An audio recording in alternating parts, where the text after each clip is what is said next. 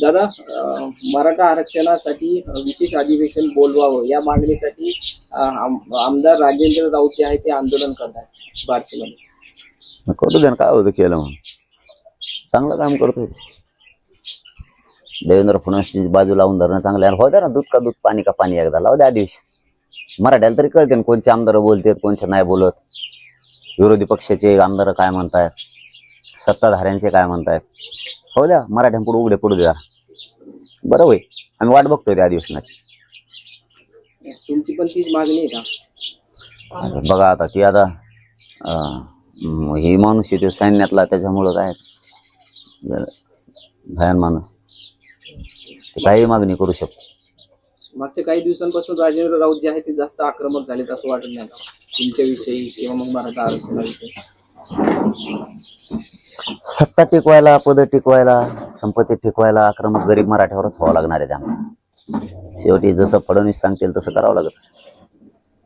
त्यांना कोणाला दोष नाही, हे सगळं फडणवीस घडून आणतात. आणि फडणवीसांना कळत नाही की आपण किती संपवायला लागलो. हे जितके जितके आमदार बोलतील, मंत्री बोलतील, तितका तितका समाज खवळून उठायला लागला. त्यांच्या पक्षातला समाज सुद्धा मराठ्यांचा प्रचंड आता त्यांच्यात खतखत निर्माण झाली. हे आपल्या लेकरासाठी लढायला कोणी नाही. जे आमदारांना मोठं केलं, ज्या मंत्र्यांना मोठं केलं मतं देऊन, तेच आज आपल्या आंदोलनाच्या, आपल्या लेकराच्या विरोधात बोलायला लागले. यांना आरक्षण मोठं वाटायला पाहिजे, परंतु आरक्षण यांना मोठं वाटत नाही. यांना पक्ष आणि नेता मोठा वाटतो. ही सगळ्यात मोठी चूक जीवनातली फडणवीस साहेब करायला लागले. कारण हे सोपं नाहीये. बाकीच्या समाजाचे लोक बघा की कोणत्याही पक्षात राहतील, पण आरक्षणाच्या बाजूने बोलतायत, त्यांच्यात विरोधात जात नाहीत आणि आंदोलन पण करत नाहीत. हे मात्र स्वतःचा पक्ष आणि त्यांचा नेता आणि स्वतःची संपत्ती वाचवायसाठी जातीच्या आरक्षणाच्या विरोधात. आपल्याला मोठं आरक्षण वाटलं पाहिजे. जसं बाकीच्यांना आरक्षण मोठं वाटतं, नेता आणि पक्ष मोठा नाही वाटत त्यांना, तसं यांना वाटणं अपेक्षित होतं. आणि मराठ्यांना ते ऐकायचं होतं यांच्या तोंडून की पक्ष नेता आमच्यासाठी मोठा नाही, कोणी निवडून येऊ किंवा कोणी पडो, आमच्यासाठी ते मोठं नाही, आमच्यासाठी आरक्षण मोठं आहे. कारण आमचा करोडो गोरगरीब समाज मोठा या आरक्षणामुळे होणार आहे, हा उद्देशांचा पाहिजे होता. परंतु आता देवेंद्र फडणवीस यांचे विचार जर चालवायचे म्हणलं यांना, तर यांना नाविलाजान तसं वागावं लागणार आहे. नसता तो यांना झोप नाही येऊ देणार. यांना कामं दिलेली आहेत आणि काय काय दिलेलं असेल. आता हे संपात्या वाचवायच्यात, त्याचं ऐकावंच लागणार आहे. नसतं ते तसलंय. मला तर लय डॅशिंग वाटत होतं ते फडणवीस, पण ते इतकं भेकड निघालं. ते खोटं फशीत आहे असं माणसाला काय म्हणता येते, केस करीन आणि जेलमध्ये टाकीन.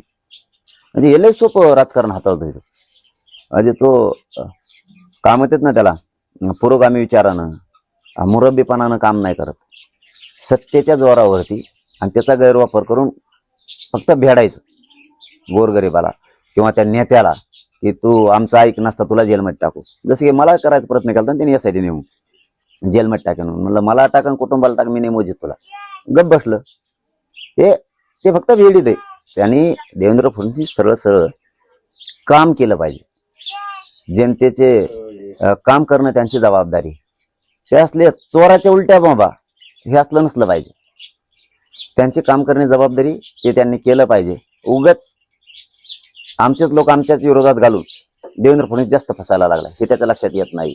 पण त्याच्यापाशी पण जाहीरपणानं सांगतो मी त्यांना की तुम्ही आरक्षण द्या, तुम्ही खड्डा नाही भरून काढू शकत. तुम्ही अख्खा महाराष्ट्र जरी एकीकडून केला ना तरी पण त्याच्यात अर्धा एकटा मराठा आहे. तुम्हाला खड्डा भरून निघू शकत नाही. तुम्हाला आरक्षणच द्यावं लागणार आहे. तुम्ही उद्या निवडणुका घेतल्या, आरक्षण न देऊ तुम्ही संपणार आहे. आणि तुम्ही 4 महिने नाही घेतल्या तरी संपणार आहे. तुम्हाला आरक्षणच द्यावं लागणार आहे. त्याशिवाय मराठा आता हटत नाही आणि थांबणार पण नाही. समजून घ्या. मनोज जरांगे पाटील हे राहुल गांधी यांना आरक्षणाच्या बाबतीत प्रश्न विचारतील का? आणि तुम्ही काय आलात? आम्ही विचारायचं, तुम्ही काय करता? मला नुसतं संपात्या का गोळा करता काय? इकडून पैसे तिकडून पैसे. आणि मी कशामुळे प्रश्न विचारायचा? आम्ही काय नोकर आहे का तुमची? आमचं काम नाही, ते सरकारचं काम आहे. कोणाला एक करायचं, कोणाला हे करायचं, त्यांचे राजकीय स्टेटमेंट आहे, त्याला आम्ही नाही जाऊ. आम्ही फक्त आरक्षणाच्या बद्दल बोलणार. आरक्षणाचा जो काय विषय असेल त्याच्यातच आम्ही बोलणार. बाकीचे कुठे नाही आम्हाला नाही सांगायचे. त्याला अडण फिडण अरे लय उठले ताटले जाऊन तिकडे यांना बोलायचंच नाही आम्हाला. हे मराठ्याच्या खिशातच येतात. उतळाला यांना. हे देवेंद्र फडणवीस वाचवणारे लोक आहेत, जात वाचवणारे लोक नाहीत.